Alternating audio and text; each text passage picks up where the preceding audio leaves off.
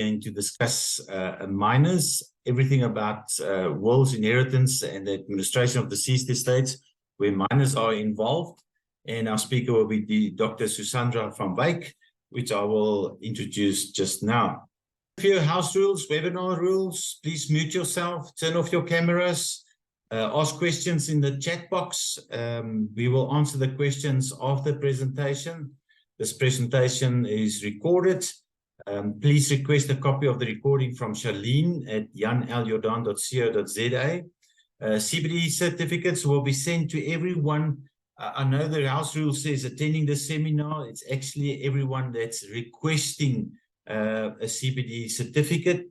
On this point, please, people, a lot of you attend the seminar like from a company or a corporate and so forth. So we can only see that it's, let's say it's Nedbank, for instance. We don't know who's physically attending it. Unfortunately, we can only issue CBD certificates to those people whose names appear on your screen. Because obviously, if you say it's a company, we don't know who attended it. All right, thank you. May I introduce myself? I'm Jan Jordaan. There's my telephone number and my email address. You can see in the right-hand corner. We've been celebrating our 30th anniversary, practicing for my own account. Our slogan is "Be the change." We're really trying to make a difference. We always say it doesn't matter how big it is, be the change, and together we can make a difference. Just to introduce our firm, we are specialists in the administration of deceased estates. We do a lot of deceased estates property transfers. We do wills, transfers of properties, registration of bonds, cancellation of bonds, obviously conveyances. We're on the panel of ABSA, FNB, Nedbank, and Standard Bank. We do ANCs. We register trust, amend trust, cancel trust, and we're also acting as independent trustees. Now, our speaker, may I introduce you quickly to our speaker? Our speaker is Dr. Susandra from Wyk. Susandra is an attorney, notary, conveyancer, and she's also a researcher with experience in South African deceased estate administration, drafting of will, trust, and ancient legal text. Now, Susandra is very well qualified with a doctoral in literature and philosophy, master of arts with distinction. You obtained that. Be honest with also distinction. LM degree in estate law and estate planning. She's got an LLB. She's got a B Juris, advanced diploma in Insolvency Institute and Insolvency Practitioners of Southern Africa. She's a fiduciary specialist since 1991 for 32 years in succession law, drafting of wills, estate law, estate administration, estate planning, estate examiner, and acting assistant master, Bloemfontein Master's Office for the last 8 years or for 8 years, business owner for 22 years, management of staff for 22 years, peer reviewer of academic publications for 12 years, researcher for 13 years, lecturer for 3 years, postdoctoral fellow for 3 years, editorial assistant for accredited academic journals for 2 years, co-editor for accredited academic journal for 4 years, external examiner dissertations and thesis for 8 years, external examiner for deceased estate administration LLB module at Northwest University for the last 3 years. Obviously, Susandra is very well qualified. So, yes, good morning, ladies and gentlemen. Thank you for joining us today on this webinar. I hope you can all hear me. So, in this presentation, we will explore various aspects related to minor beneficiaries in the administration of estates. So, Section 17 of the Children's Act of 38 of 2005 defines a minor as someone under the age of 18. So when a beneficiary falls into this category, they lack full contractual capacity. So this means that someone will be required to assist as a beneficiary. So my aim today is to equip you with an understanding of the challenges and opportunities related to minors in the realm of wills and inheritance and deceased estates. So then across the world, then societies have recognized the importance of protecting minors, especially in the context of inheritance law. So in South Africa, the institution responsible for overseeing deceased estates and protection of minors is then the Master of the High Court, and that's they were established and governed by legislation. Then the Guardian Fund, also created and regulated by legislation. They are managed by the Master's Office. They're there to safeguard and manage the finances of the minors. So legislation also assigns the duty to look after the interests of the minor to the executor, to a tutor, to a curator, a trustee, and a guardian in their official appointed capacities. So these trustee, a curator, tutor must act with the utmost care and diligence, and they must always keeping in mind the welfare of the beneficiaries and creditors, as well as the proper administration of the minor's property. And they must also keep the minor's property separate from their own properties. So it's important to note also that the executor has a duty to protect the interests of minors. So this is mandated by Section 28 of the Constitution, and the duty is also reinforced, this duty is reinforced by Section 9 of the Children's Act, which prioritizes the best interests of the minor in all matters relating to their care, to their protection, and overall well-being. So let us take a moment to understand just the historical backdrop and the institutional framework in which to place the to protect the interests of minors. So I'm just going to go through the historical overview of the Master's Office and the Guardian, just to give you some insight about their functions.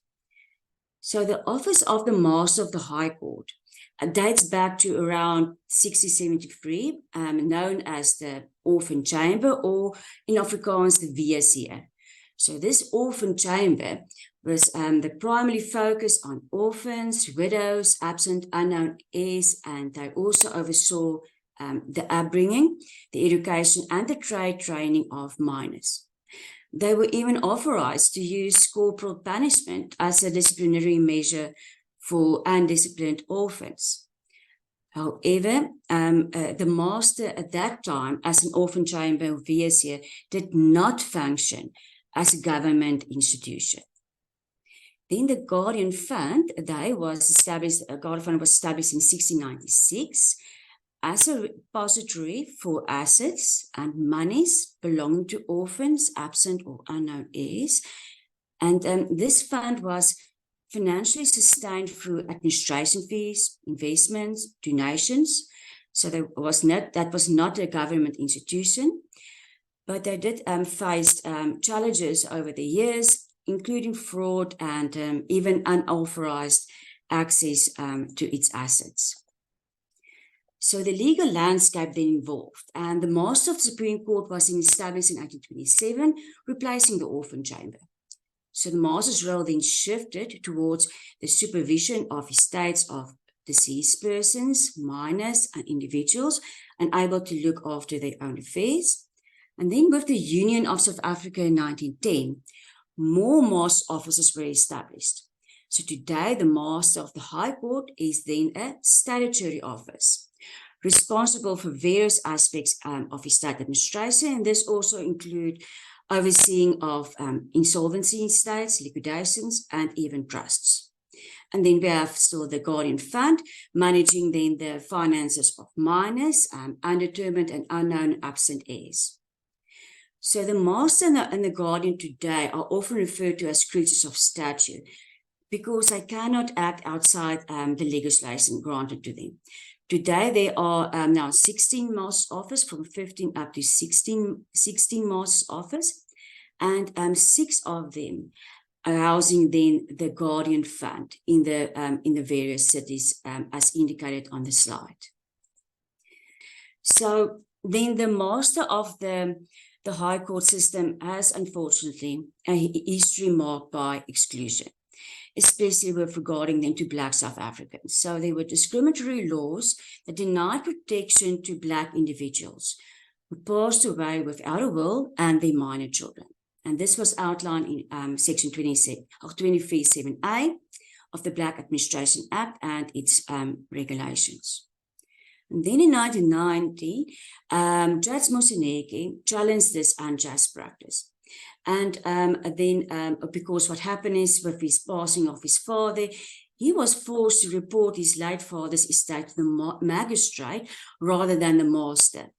So this led to the landmark Constitutional Court case in the Moseneke and others versus the master, which ruled against the discriminatory practice. And this brings us into today because the Master Office now underwent significant changes to ensure this inclusivity for all South Africans. However, serving a much, much larger population brought forth dormitory challenges, and the office, as we all know now, currently faces huge crisis in fulfilling its mission effectively. So this was just for an understanding of who is the master and the guardian. So we go then to the main points in this topic. So there are two sections then. The one is about the options for administering a minor's inheritance, and the other then the legal and practical considerations. So let us just then quickly move to the first section then. First, I will discuss the various options and practical implications for managing the inheritance of minor heirs.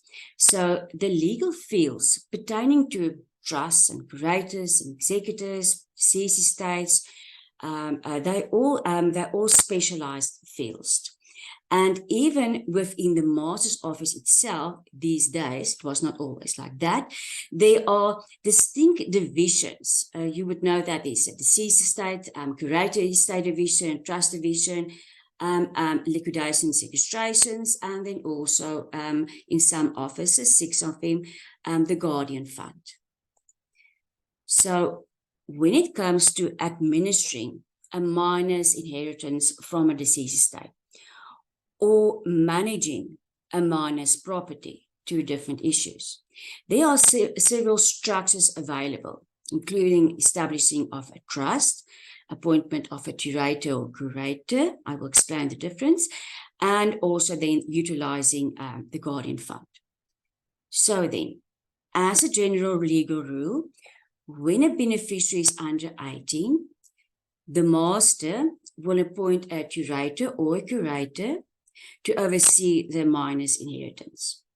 In other words, if there is no trust, for instance, created, the master for this child, the master will appoint a curator or curator responsible for administering this minor's inheritance.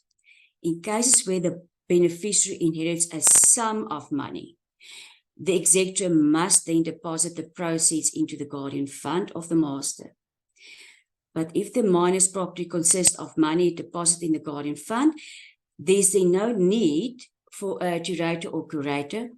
Although the master still do have the discretion, they may appoint a curator or curator to manage that cash inheritance rather for it then to be deposited into the Guardian Fund. Most of the times, the master will instruct the executor to deposit the monies into the Guardian Fund.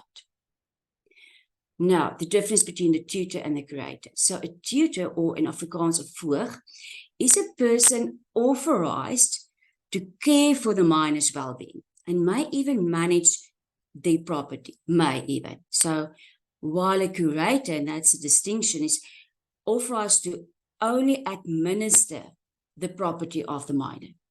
So, for example, if a minor received substantial damages, so the court may direct then the appointment of a curator or a trustee, or then if a curator can also serve a dual purpose, which may include both administering the minor's property and looking after their well-being. So it's possible for a minor to have a tutor and even one or more curators, but most of the time it's either the one or the other. So, however, generally testators do not nominate a curator in the will to administer this minor's bequest, but rather create a trust instrument in the will, the so-called testamentary trust. So this take now into account then that there are two types of trust in South Africa, as most of you would know. So there's the trust inter vivos and a testamentary trust. So testamentary trust is considered the most suitable option now for administering the minor beneficiary's inheritance. But on the other hand, there can be then a living trust, and that's established during one's lifetime and can also be used to manage then this trust beneficiary's assets. So the testamentary trust, as created in the testator's legally valid will, only begins after the testator's passing, when the master issues an appointment letter. So there are no specific clauses or words required, and determination of whether the trust was intended is based on interpretation, and the executor will need to submit certain documents to the master for the master then to issue these letters of authority, the appointment letter. So then the trustees do have various of responsibilities and duties. That include actively supervision of the trust property, ensuring its proper maintenance, accounting to the beneficiaries. They will need to deposit necessary funds maybe then to appointed guardian to provide for the daily needs of the child. But typically, the trustee pays for once-off expenses, then such as school fees and medical expenses. Also, trustees will administer the inheritance until the child reaches then a specified age. And this will depend on the provisions of the trust. If the trust then do have that authority to terminate the trust at that specific age then. By not specifying a termination date, the trustees are not obliged to end the trust, and it can be said that allow for some flexibility in unforeseen circumstances. So that is just some aspects of the trust, but itself, it's a whole topic on its own, and I can keep you on for hours on that topic alone. So moving on then to the different curators that we can have. So the appointment, the prescription relating then to the administration and property belonging to a minor is regulated by Chapter 4 of the Administrator of Estates Act. So the tutors and curators need to provide security to the master for a specific account as the amount, as determined by the master. The costs are payable from the income. So after the appointment, the appointed curator and curator takes custody of this property. They will, if necessary, open a bank account. They will need to lodge an inventory to the master. They will require to submit a formal account each year to the master according to a certain format. And then also they are entitled to fees that's either been regulated by the regulations of the Administration of Estates Act, or then directed by the testator in the will. Still, the master may choose to reduce, disallow, and increase the fees if special reasons exist. So then, there are a few types of different tutor and curator appointments, but do take note of the key requirements for any type of tutor and curator appointment, as I outline it here for you on the slide. So the first type of testamentary appointed curator is a testamentary one. So the testator, if it prefers, then can then create a testamentary trust or nominate trustees. It's normally the case.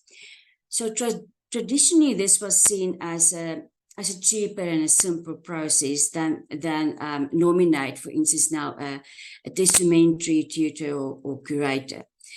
But given now the recent developments in compliance and FIC, it warrants maybe a separate discussion on its own.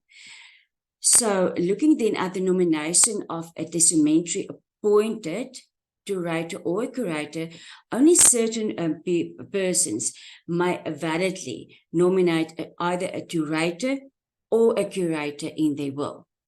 And these people are the sole natural guardian or the mother of a legitimate minor, or then the parent to whom the sole guardianship has been granted.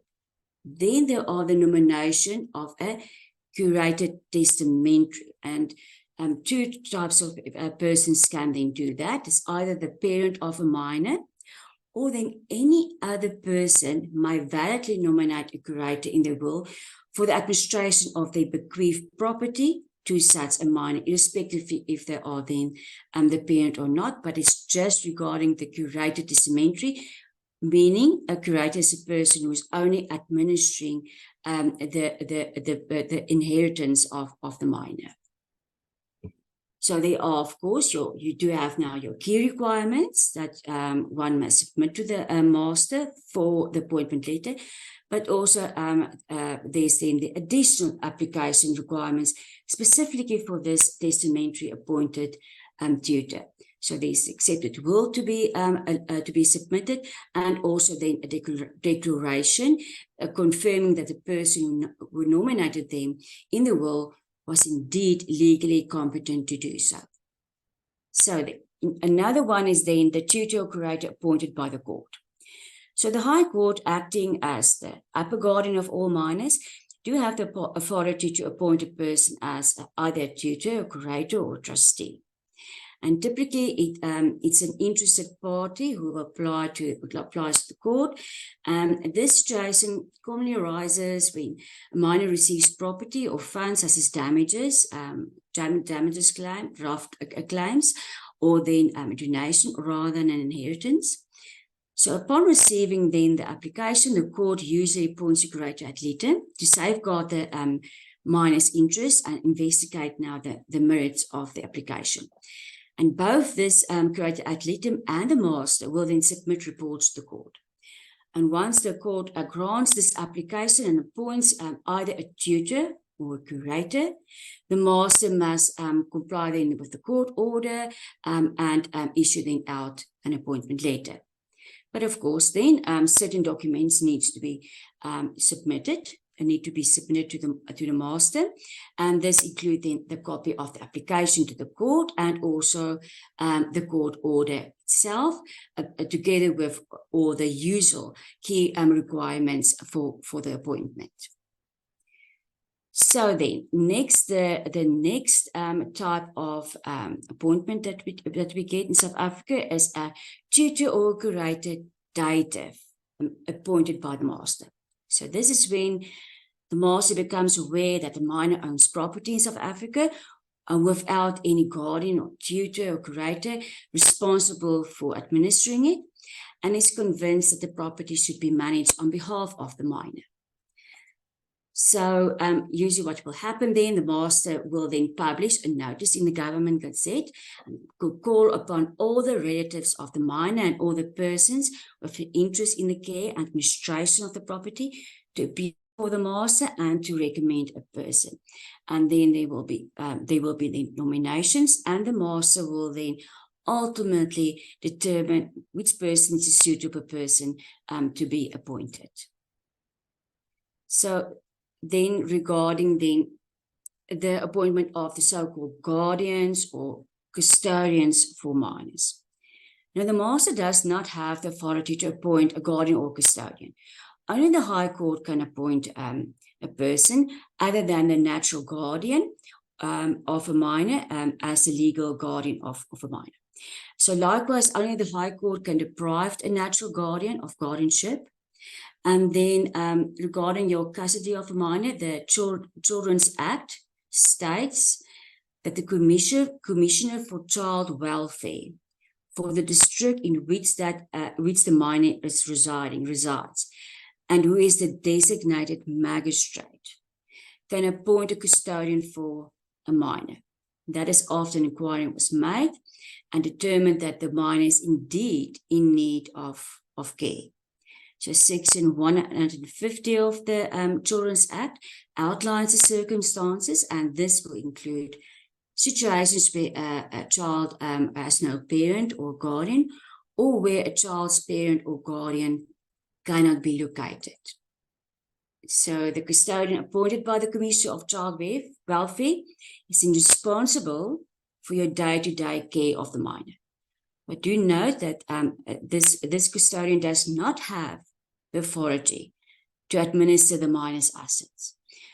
However, there's an exception where the master may, in their discretion, permit the payment of the minor's inheritance to such a guardian, but under specific conditions, but only when the minor's cash inheritance is less than 20,000 rand. So for this exception, the executor is required to send a complete pre-approval letter with a copy of the liquidation and distribution account, as well as the minor's birth certificates, along with the ID of the guardian.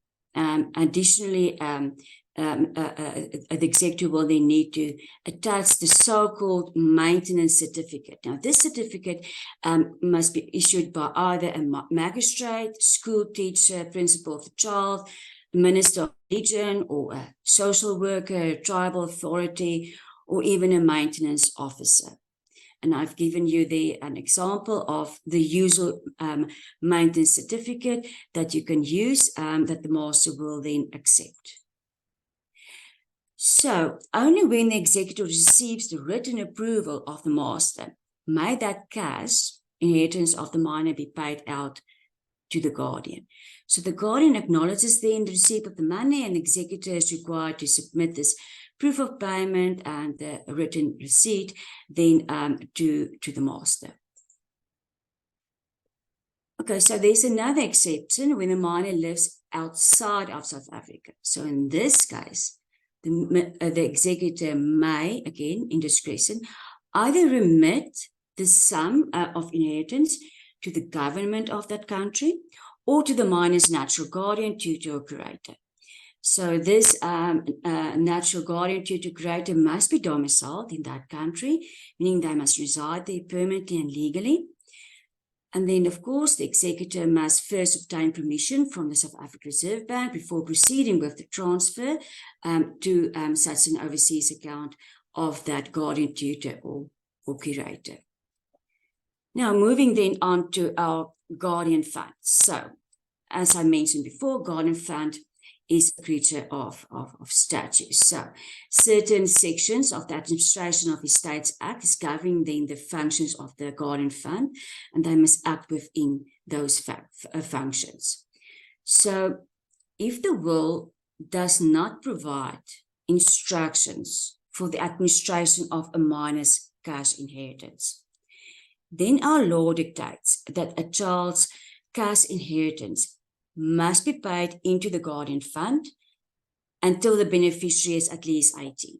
So this typically applies when the minor inherits only cash, as the master will appoint a tutor or a curator to manage the minor's inheritance, which may consist maybe of cash, movables, and immovable property. So the guardian fund administers the minor's cash inheritance free of charge until the minor reaches the age of 18. And these funds of the guardian fund are invested with the Public Investment Commission and undergo annual audits. You can go on the website of the master and you will see this an outlining of each year's audit being done. So if the cash inheritance exceeds 20,000 rand, or the master just instructs you as such, the executor is required to proceed with the payment of the minor's cash inheritance to the guardian fund. So, however, the executor is required then first to follow a specific procedure. So before depositing the funds, one must obtain the banking details and the reference number from the master's office in writing where the estate was reported. Then only then you may then proceed with the electronic bank transfer using that reference number, the transaction reference number, and then send the following documents to the master. So you must complete and send this pre-approval letter that was addressed to the master with a copy of the L&D account, the minor's birth certificates, as well as the ID of the guardian. Now, an applicant can claim maintenance or allowance from the guardian fund. The master may pay for the maintenance, such as school and university fees, clothes of the minor, medical expenses, boarding, lodging, any other fully justified needs. And it will be paid the interest earned on the invested capital, as well as up to 250,000 Rand from the invested capital itself. So maintenance can be claimed by the guardian, tutor, curator, or a person just looking after this account holder by submitting a certain application form. You will find all of these forms also on the master's website. And this must always be properly supported by quotations and accounts. The money, interest, and maintenance are paid by EFT deposit into the payee bank accounts. And the master may even decide then to make payments directly to service providers. So interest then is calculated monthly at a rate determined from time to time by the Minister of Justice in consultation with the Minister of Finance. You will also find that also the interest of the year also on the master's website. This interest accrues from the month after receipt thereof up to 5 years after it becomes legally claimable. So a minor can claim the invested money and the accrued interest upon receiving the age of majority, 18 years, at the 18th birthday, or their marriage, or declaration of majority by the High Court. However, the testator can, for instance, specify even a different age when the beneficiary is entitled to the invested capital in their will. But as you know, it's not normally the case, because the first instance why the money has been deposited in the guardian fund is because the testator didn't make any provision in the will for it. So money can then be claimed by the beneficiary when entitled to do so by, again, a certain prescribed form that you can find on the website, master's website, supported by a certified copy of the account holder's ID, and then also, if applicable, the order of court, and then also a verification of fingerprints of the applicant. So then, after 30 years from the point at which the money became claimable, any unclaimed funds are forfeited to the state. Annually, you will see also on the master's website, I will give also an indication of that. Annually in September, the master advertises accounts that have been unclaimed in the Government Gazette. So then, we move then on to the last section then, and this is quite a big one. So this is the options for administering a minor's inheritance. So this category encompasses various aspects and challenges concerning minors' beneficiaries in a deceased estate, including their rights and options and legal and practical implications when managing not only the inheritance, but also handling maybe their maintenance claims. So the initial steps in deceased estate administration involve the executor selecting a method that goes sometimes then beyond just merely awarding the inheritance properties as they are, and as what I was explaining now in the previous section. So this may include that the executor may sell some or all of the assets, or even opt for a Section 38 takeover, which I wanted to include here, but simply there's not enough time for it. It warrants on its own a separate and a much needed discussion. And then there's also then another method to resolve issues, and that's a redistribution agreement. Also, then a minor child is not left destitute if not receiving any inheritance, they may then claim maintenance from such an estate. An executor may also claim for them, or the guardian may claim them for them maintenance from such an estate, but I will explain that in much more detail later on. So different practices exist in the master's office process, and this is important to note that the master, most of the office do have this perception that it's the master who is the protector of the minor's inheritance. And this started in the 1892 case of Wessels versus Mrs. the Master of the High Court, saying it's the master's sole interest to protect the interest of heirs, legatees, and creditors. And it's going right back to where the master started with being an orphan chamber, the VSC.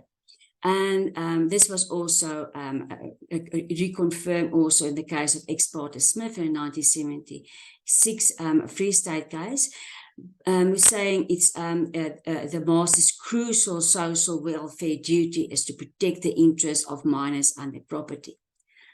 However, safe to say, if that is the master's position, this does not assist executors to say that you can just listen what the master is saying, listen to the instructions of the master, and everything will be fine for you. So that is not the case. The duty to look after the interest of the minor beneficiary lies squarely on the shoulders of the executor, and actually not the established master practice. And this was again also been confirmed in various court cases. So then you will deal with the master's office, especially with these issues with minors. And it's just important to look at their overall function and what they were supposed to do in dealing with you and with being the master's office. So we do have then the section 881 and 195 and 1 and 2 of our Constitution. The demand the exercise of public administration acts to be transparent, responsible, open, and accountable. And it's important to just every now and then just show the master, just maybe remind them of that regarding the ayah and the payah. Most officials do exercise those duties properly, but we do have our unfortunate situations here and there. So the proposal is also that the master's presumed role should not be focused to be the protector of the interests of all parties, rather be that of adjudicator, to act impartially, to act reasonably, to be procedurally fair, because, as I say, it is for the executor to look after the interests of a minor. So, when dealing then with disputes with the master's office concerning the minor, there's this section 96(3) of the Estates Act, and it comes right through from 1914 already, that in resolving disputes with a minor between the master and executor, considering now the minor's inheritance, you can rather refer this matter to the judge of the court in chambers, rather than to follow this very long, arduous, formal process of a high court applications. Just something to take into regard, and also just to take also in regard what is the requirements that needed to be followed. It must be a disagreement involving a legal question. It must be about distribution of estate, concerning then a minor's inheritance. Both parties, the executor and the minor, will then submit then in writing to the judge of chambers, outlining the legal issues and the conclusions. So also just to keep in mind that if the dispute involves factual matters, the judge may of course refer this matter to the High Court for a hearing. So moving on then to redistribution agreements. So let's just break down on what the so-called RDAs are, redistribution agreements are, and why they are important in dealing with a possible legal limitations that disputes rising with minors. So a redistribution agreement involves where the beneficiary and maybe even a surviving spouse agree to redistribute their inheritance property. through a sale, a donation, or exchange. So, for example, A, B, and C, the heirs, they are said to inherit undivided shares in a farmland or 2 motor vehicles. And then complications have arisen due to the practicality of co-ownership. And as you can see, legal restrictions prohibits the transfer of a farm to more than one beneficiary. So to address these challenges, they can at least have 2 options. They can, the executor, together with them, they can sell the assets and distribute the cash among themselves, or they can redistribute the assets.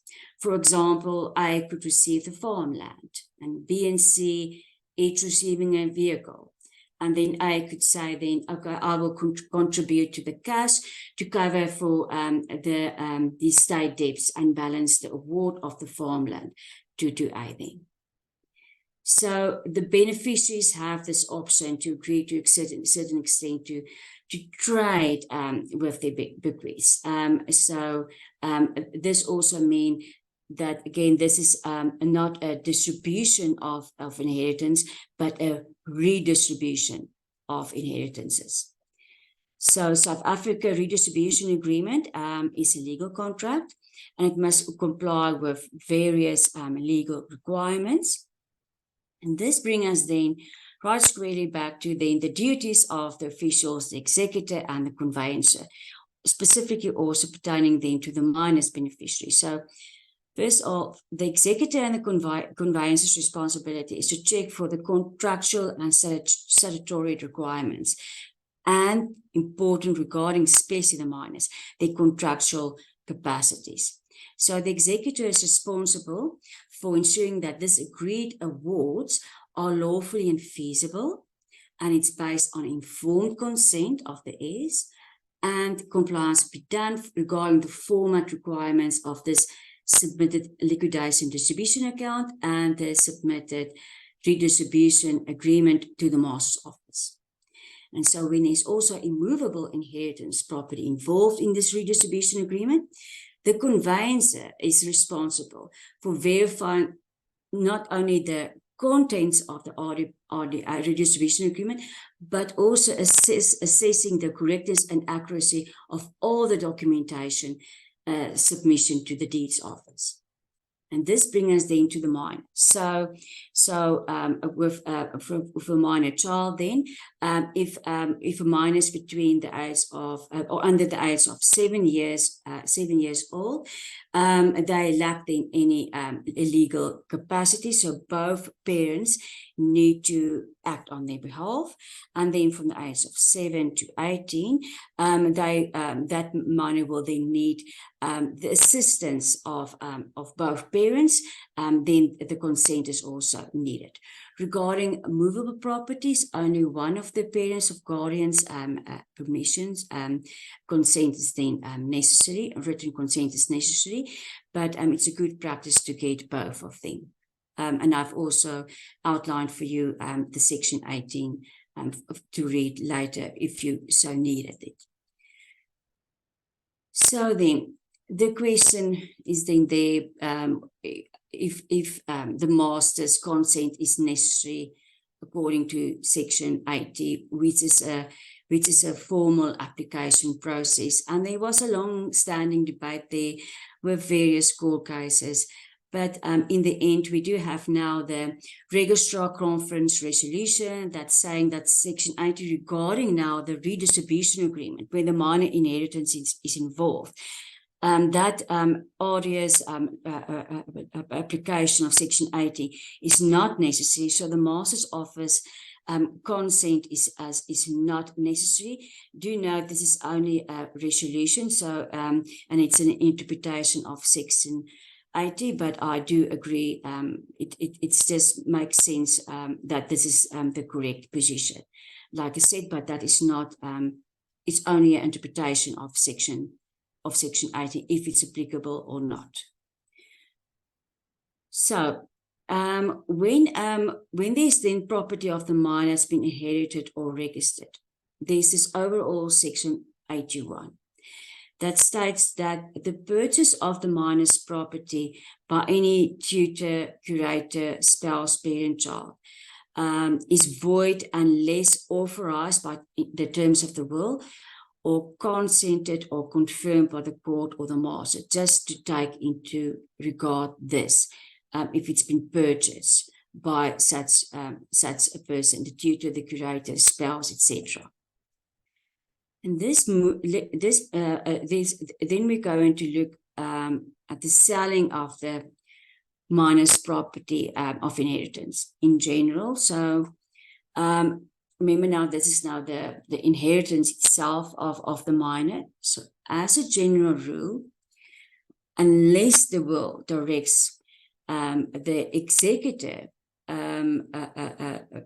duty to sell the executor does not have the duty to sell the estate, to convert it to cash. So this will only apply when there's no sufficient cash available to pay for the liabilities and the creditor claims. And so this will then bring the executor to different situations, circumstances to consider.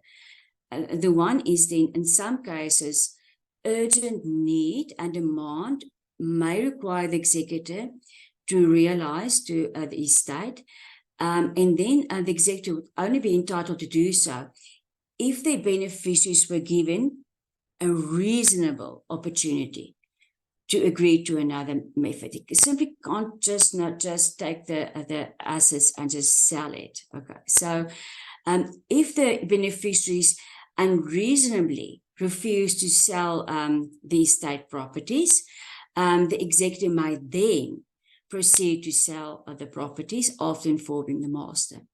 Then another situation is when the executor can sell only those properties necessary to settle the estate debts. It can't just sell everything, only those necessary to settle the debts.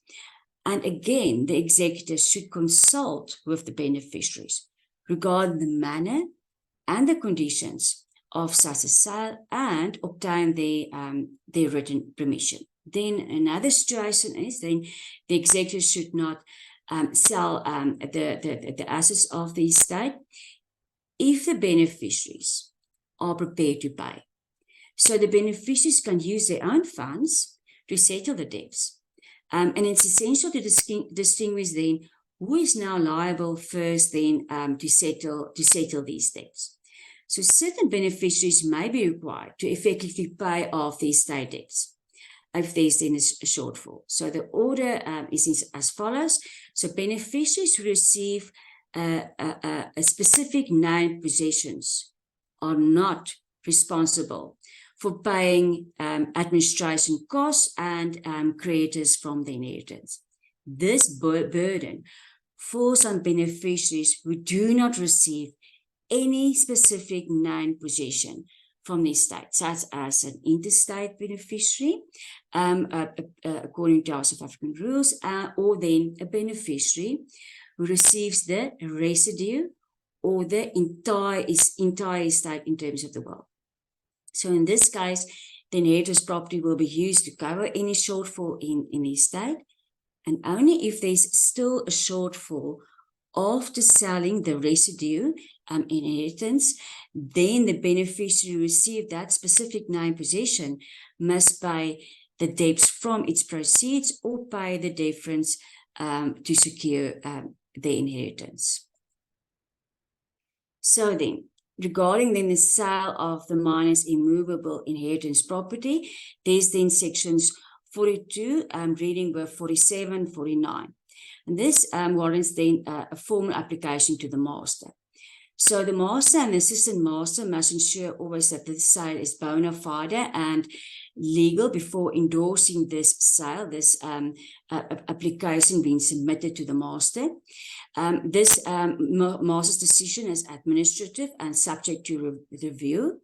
And according to, for instance, a form JM33 must be lodged by the executor. They will look at the auction if it's properly advertised, well attended, etc.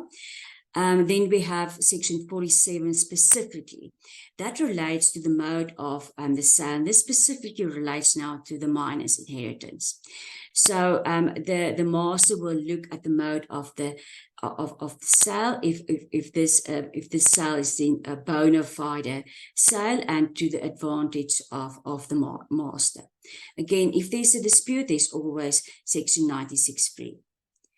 So regarding then the sale of the minor's movable properties, as explained before, you need then the consent also of the guardian, of the tutor curator. You will need evaluation of the appraisal, the same with the immovable property. And then there's also a 96(3) if there's a dispute between the master and the executor. So property inherited and registered in the minor's name is another issue on its own. So this is now when the minors do own property. And a master do have jurisdiction under section 4.2 and chapter 4 of the Estates Act. And this context, section 80 comes into play, and that must be read with section 42 and 49.2 of the Estates Act. Now, section 80 is a formal process that the executor, the tutor curator will then apply then to the master's office, or the High Court. I'll explain now when that comes into play. Then asking then for the permission for the sale of the immovable property. So section 80, if you look at the wording thereof, it depends then on the value of the immovable property. So if it's under 250,000 Rand, the master's permission is required. If it's above, then it is then the High Court. So with the High Court, if it exceeds 250,000, it will be then the court jurisdiction, the one where the minor is domiciled. But if it's the minor's authority or permission is needed, it is the branch that granted that tutor or curator's appointment letter, regardless of the minor's residence or the property's location. So for application to be successful, it must be convincingly demonstrate that the alienation or even then the mortgage was significantly then benefit the minor. Then regarding then the mortgage itself also, this authorization is granted if the mortgage is deemed necessary for the property's improvement or preservation, or for the maintenance or education or other benefit of the minor. So this must be proven then to either the master of or the High Court. So the term other benefit can then include a wide variety of that can benefit the minor, including, for instance, settling estate liabilities or setting up a business. So then there's also section 94. This is also, again, needed then the master's permission. And this is in the case of the partition or subdivision of the minor's property. Then moving on to the minor's maintenance claim. So the executor's duty is there to safeguard the minor's interest.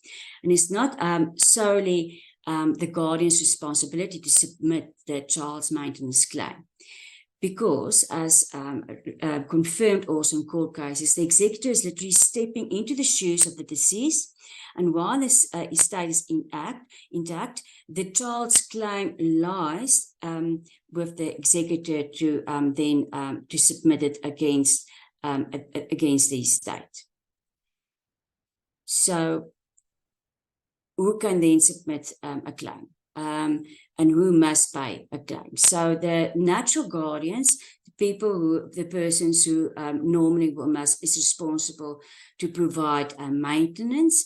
And then also you do have your living parents' duty of support. So this comes into play then. The burden of maintenance should be shared between the estates of the deceased parent and the living parent.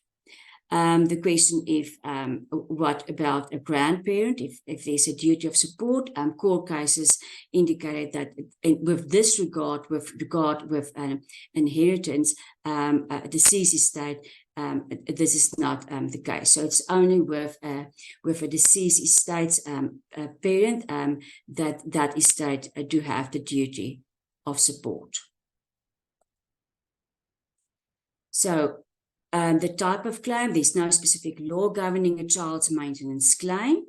Unlike the surviving spouse, with the maintenance of surviving spouses, who must submit the claim.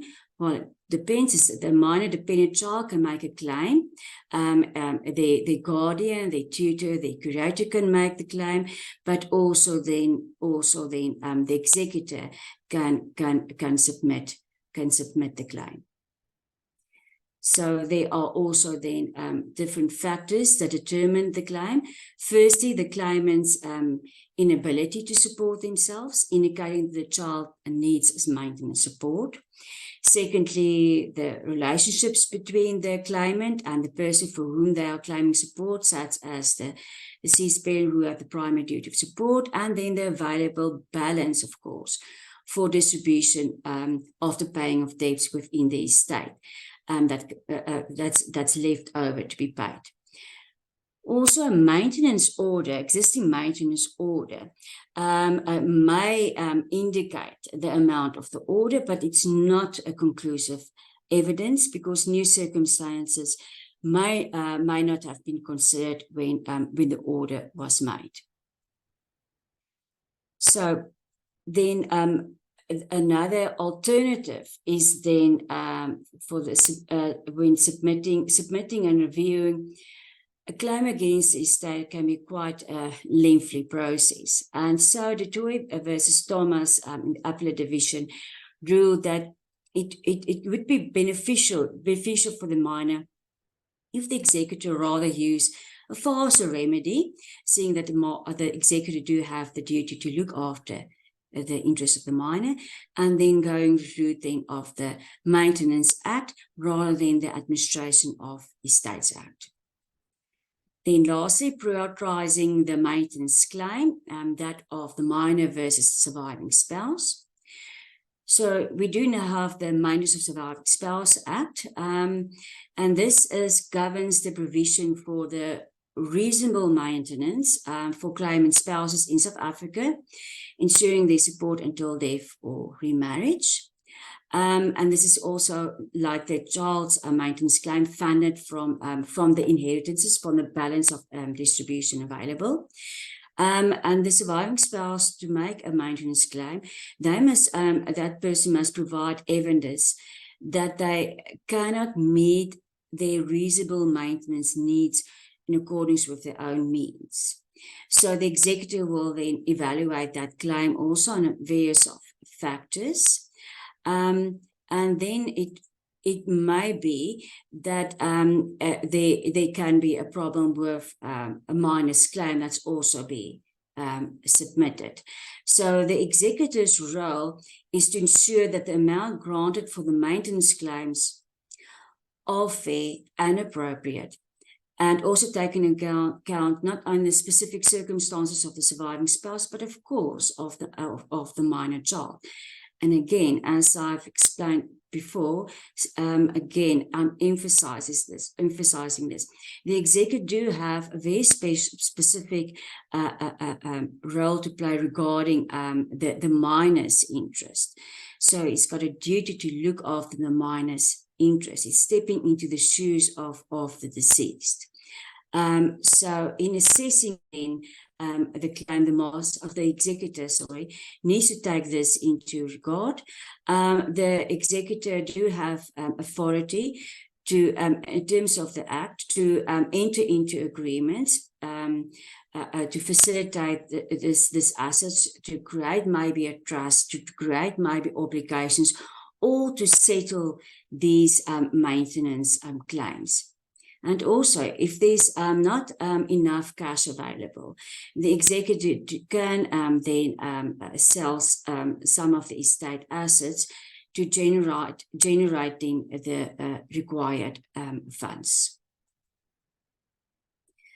So then, in conclusion, when dealing with a minor's inheritance from the deceased estate, we have now seen that there are mechanisms available, including establishment of a trust, appointment of a curator, or then there's the guardian fund. So typically, when a beneficiary is under 18 and no trust is, for instance, established, the master will appoint a curator to oversee the minor's inheritance. Then the guardian fund comes into play when a minor inherits a sum of money. And in such cases, the proceeds are deposited in the guardian fund, and they may not be needed a curator, although one could be appointed by the master to manage the cash inheritance, rather than to let the cash inheritance be paid into the guardian fund. So there's tutors and curators, and they have distinct roles. We see that the curators, they must care for their minor's well-being and they can manage their property, whilst the curators are solely responsible for administering the minor's property. The master will, as one of master or the High Court, will decide if there's going to be appointed a curator or a curator.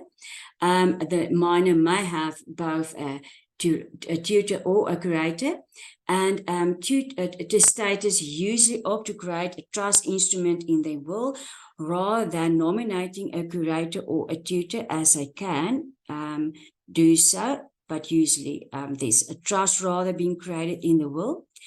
Then the executor is tasked with always protecting the interest of minors in line with their constitutional and legal obligations. And the master cannot appoint a guardian or a custodian. The master can then also, in their discretion, allow for an amount of under 20,000 rand to be handed over to the guardian. Then the guardian fund administers then the minor's cash when there's lacking any specific inheritance, specific then if the amount is above 20,000 rand, or if the master is just instructing that that will be the case, the money must be paid into the guardian fund. Then we have seen then with regards into the legal and practical implications, we do find ourselves here with the redistribution agreement, the importance of dealing with when the minor is involved, getting the correct consent then from the parents, the guardians with the immovable and immovable property. The sale of the minor's inheritance, we've seen here with the immovable inheritance of the minor, that formal process that we must go through as the executor in section 42.2 and 47. And then also when a minor do own property, if it's under 250,000 rand, it is then for the master to consent with a formal application to the master. Otherwise, it's then a formal application then to the High Court if the amount is above 250,000 rand. And then lastly, the executor with the maintenance claims holds a duty to safeguard the minor's interest. So it's not solely the guardian's responsibility to submit a child's maintenance claim, and in the instance of conflicting maintenance claim between the surviving spouse and the dependent child, the claims may be proportionally reduced if necessary. So overall, we know also that maintenance claim take precedence over beneficiaries' inheritances, and this ensures, of course, support of surviving spouses and dependent children. So finally then, South Africa holds an intricate legal framework and responsibilities governing the administration of estates, especially concerning minor beneficiaries. So this shows our nation's commitment to safeguarding the rights and the interests of minors in matters of inheritance and of owning of property. Thank you so much for attending this presentation. Awesome. Thank you, Susandra. I think leave that slide there, then everybody can get your information. People, I'm going to read, see what questions we have in the chat box, and I'm going to pose it to Susandra, and let's see I'm having a, there they are. Right, Susandra, Doctor, let's read a few questions and then you can answer them. Right, the first question, let's go to this one. Can the master appoint a tutor stroke curator based on a direction or of nomination in a will? Yes, as I explained just now to you, so I just want to see the, can't see actually questions, but okay, so of course, as I explained to you, so if you, that will be the testamentary tutor or curator, so depending now if who you are, so if you are a person who is just bequeathing a property, then you can nominate a curator, and then the master will then look into that and decide then if you are a suitable person to be appointed as such. But remember, it's still for the master to decide. So even if you are nominating a curator or a curator in your will, it's still for the master to decide if you are a suitable person. All right, Pauline, ask it, please. Okay, wait, it's jumping around now. I'm going to start at the top of the questions. Right, let's start. Alzan, is there any way around having the inheritance, in bracket cash, deposit into the guardian's fund where there wasn't any provision for a testamentary trust in the will? In my matter, the parents of the minors are extremely concerned to deposit funds in the guardian fund due to the fact that the fund has been subject to fraud and extreme mismanagement. Is there any recourse for this family? So they're asking, yes, Susandra. So yes, what they can do is, remember, any person of interest, like I said, can go to the master. You will see this, that will be the curator and the curator or tutor dated. So you can, as an interested person, you can go to the master's office and you can then apply to the master and say, but they must be appointed then a curator or a tutor, a curator or tutor. Okay, so this at least will assist you then with the guardian fund, with taking the funds out, if the master agreed to that and such a tutor or curator are being appointed. But as I said before, okay, that is actually the only option you have left, because now you must know that tutor and curator, they are entitled to fees, although I think that the fees is really terrible low for the amount of work that you are doing when you're administering such a person's estate. But still, you know, there are costs involved. There's the security. You must provide security. It's like an insurance policy premium that must be paid. There's the fees that must be paid. So each year, an administration account must be submitted to the master's office. So it is a administration. It's really. But it's better maybe for your clients than the guardian fund. Also take just an account that still, if this money be stolen, like I know it's now quite an issue with the guardian fund again, still the state is standing in for it. So, and remember with the guardian fund, the interest is not that bad. You can go and look at the website of the master. That's one that's can help also, and there's no costs.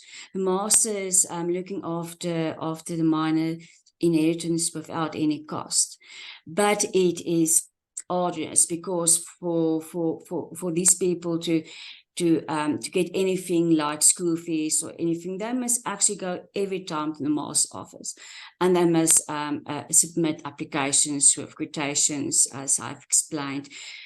So thinking about, you know, you can really think about maybe going to the master and asking them to appoint a tutor or curator then. Okay, great. You mentioned now, and I see Mr. Arnold Shapiro asked the question as well further down. What is the interest rate that the Guardian Fund is that you can earn at the Guardian Fund? Do you know? You mentioned the website. Actually, I've read it, but I forgot. It's like, well, it's not much. I think it's like 7 or 8%, but you can go on the website. It's really not It's like a money market, almost, percentage. But what I can do is afterwards, if there's something that I can't say exact, we can just afterwards, Jan, you can say, then I can just reconfirm it for later on for the people. If it's on the website, I don't think it's necessary if we don't have the answer. Okay. Janine, what is the minimum? Janine asked this question. What is the minimum amount to make a testamentary trust viable? Is there a guidance in what the minimum amount is to make a testamentary trust viable? Do you know? No, remember now, testamentary trust will only will start after person. Remember, testamentary trust will be established in the will, okay, and then that person needs to pass away, and then after the executors submit certain documentation to the master will then interrupt you there, Susandra. I think there's no amount there. Okay, the question is, there's the testamentary trust, but there's only, let's say, 20,000 Rand in the estate. Is it worth it to register testamentary trust? I think that's the question. What's the minimum amount?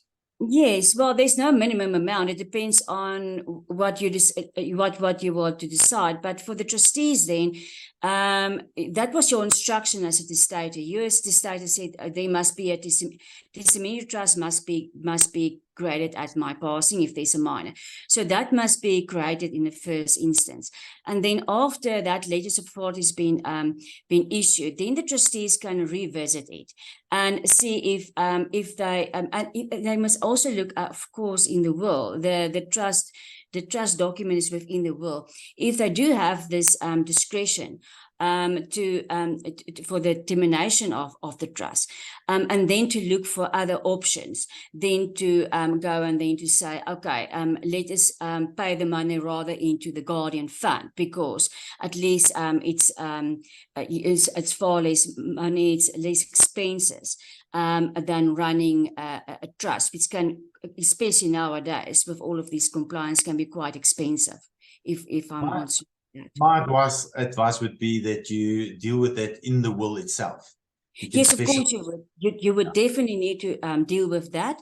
But then again, if you already dealt with it as it is, I just do believe you must first, of course, letters of authority must first be there, and then the trustees can decide whatever they can do according to the trust document. Okay, Alzana asked another question. What is the authority, in brackets, in law or case law, that when a minor inherits cash and movables, a tutor or curator must be appointed? In brackets, opposed to only a cash inheritance, then the funds get paid to the guardian fund. That's a question mark. Did you get the question?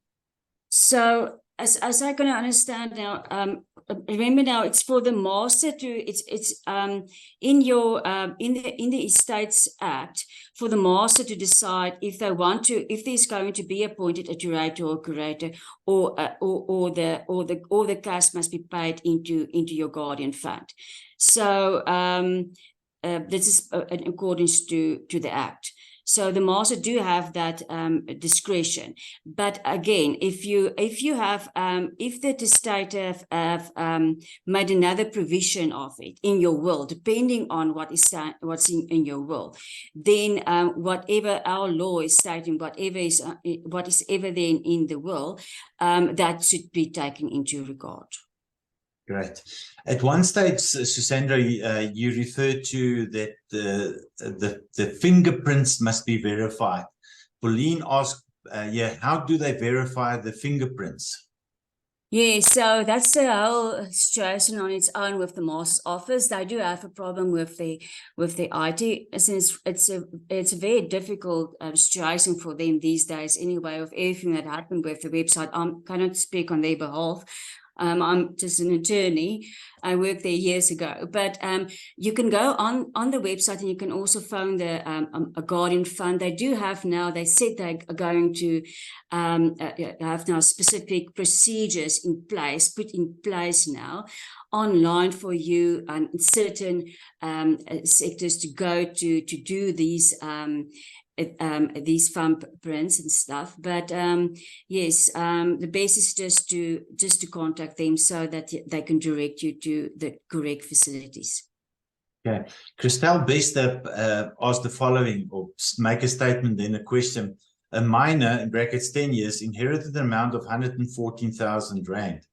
The drafter of the will did not provide for a testamentary trust, and without any specifications regarding the minor's inheritance. Can the mother be appointed to be the tutor, completing the forms, then she refers to a few forms, and provide security, so the funds can be invested to investment vehicle of her choice? Yes, like I just said with the first question, it's the same. So first of the second one, you can apply to the master's office for a tutor or curator to be appointed if the master thinks that will be the best way forward, and the master will then look into if you are the suitable tutor, seeing that this. The master will actually also look and say, okay, you can she's already this is the mother of the child, so it's already being a guardian. So it will be more to appoint then a curator. But the problem that you have is this person can see even will she have any knowledge to administer this estate, because being a curator or a tutor is a specialized field. There are actually attorneys that specializing in it in itself. So the master will definitely look into that and see if you are capable of administering this estate of the minor, because being just a tutor, you can only be appointed by the master looking after the interests of the minor or the property, but a curator is a property. Both those people, when the moment that you're looking after the property of a minor, you will need to be a specialized person, a specialized attorney. It's a specialization to deal with these matters. Right. Trevor Labaskachny asked, what is the position where the master has lost an original will and the executor has a certified copy of the said will? Maybe not 100% what we're discussing here, but do you have the answer? Yeah. Okay, yes, yeah, that's really a problem. So sorry to say for you, if you have only a certified, the only way that the master can accept a will is when it's an original will. So it's always maybe good to have two regional signed duplicates, or 3 of them or 4 of them, because they have also thrown away some of my wills also. So, but yes, you have to then to go to the long road and go to the High Court. The master will not accept a certified copy or a copy of a will, or you will. Hopefully you can find that will that you've submitted to the master in their office as an option. Sorry to say. Carl A. Abrams, can the master appoint a tutor or a curator based on directions of nomination in a will?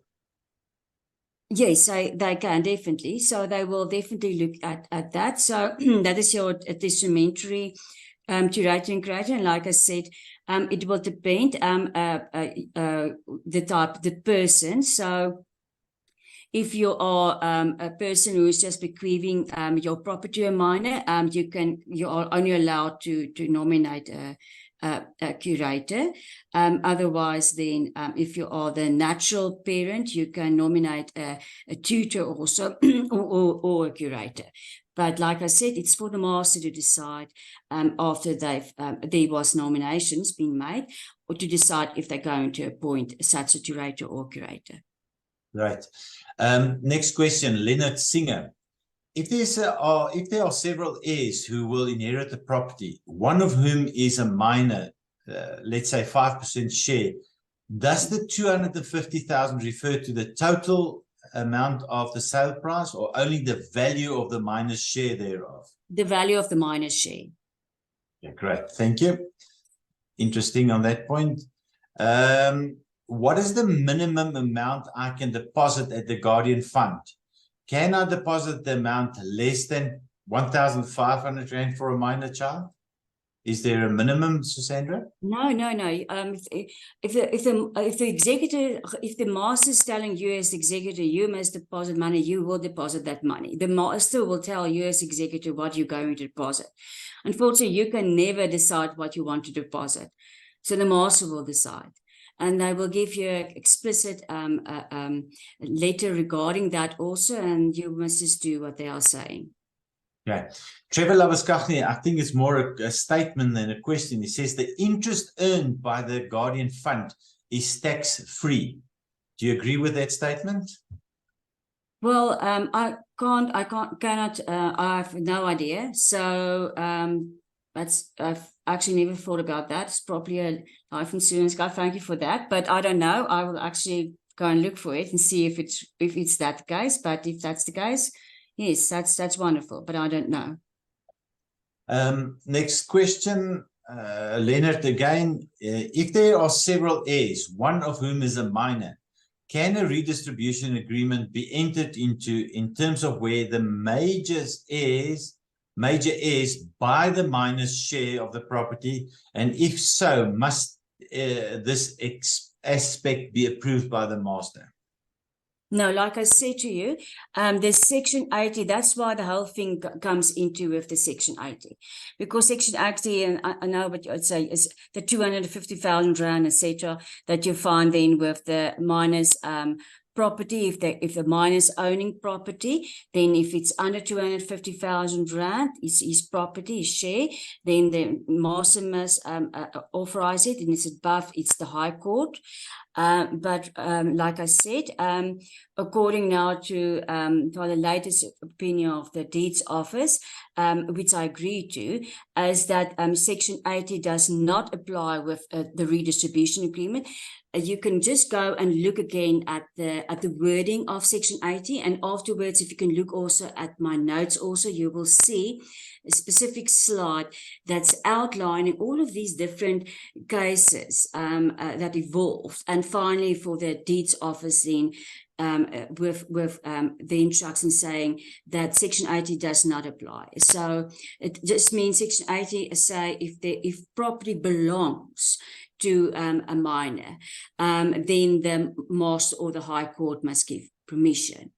So, and belonging it does not tally with minor's space, his hope to inherit, which is indeed the case when agreeing to the redistribution of awards in a redistribution agreement.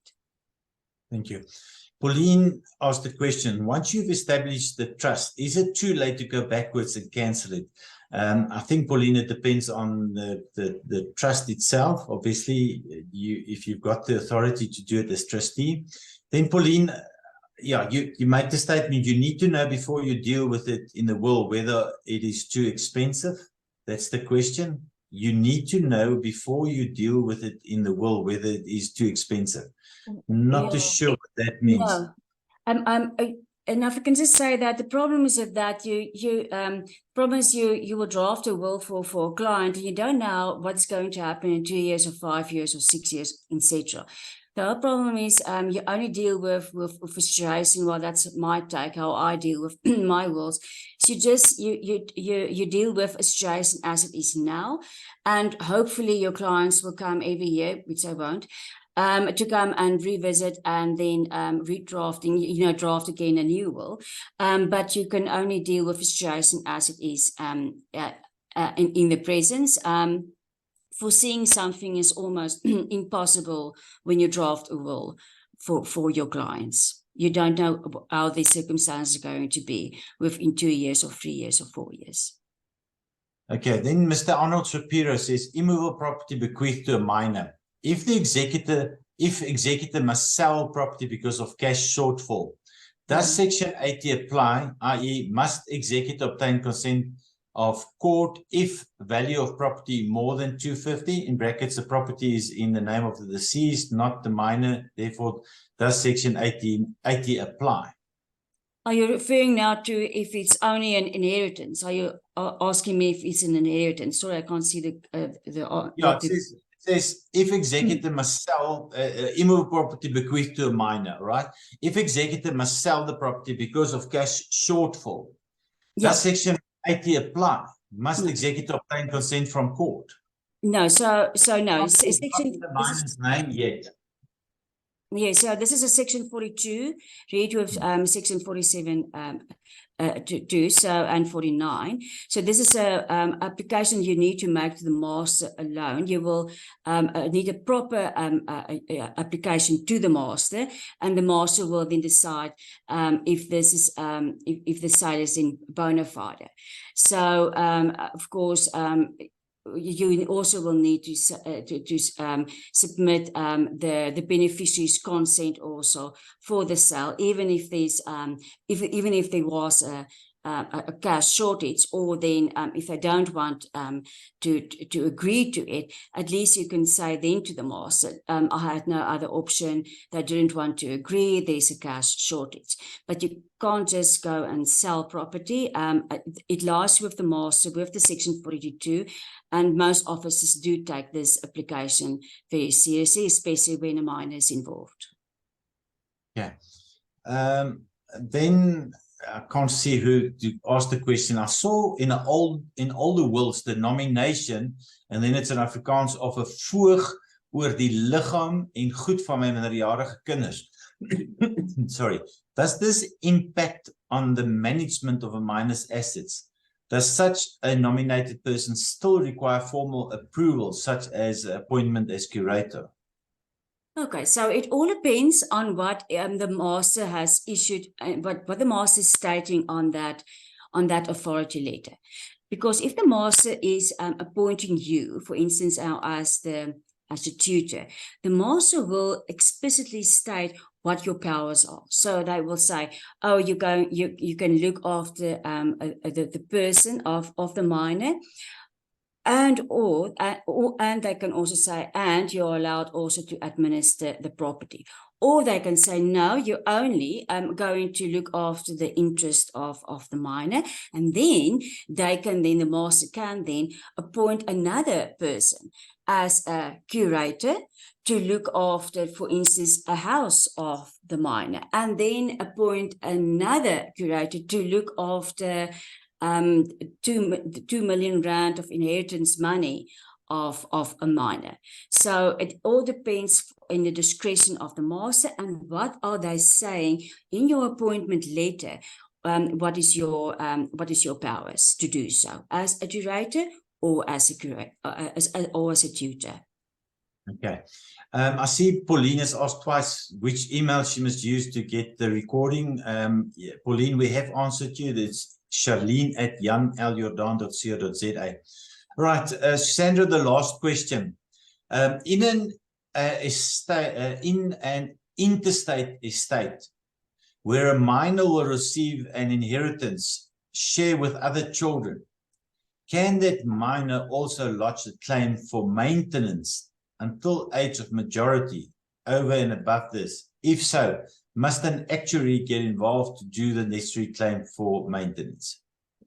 Okay. So in other words, can you inherit and claim maintenance? Of course you can. The same as with a surviving spouse. But let's just focusing on the minor.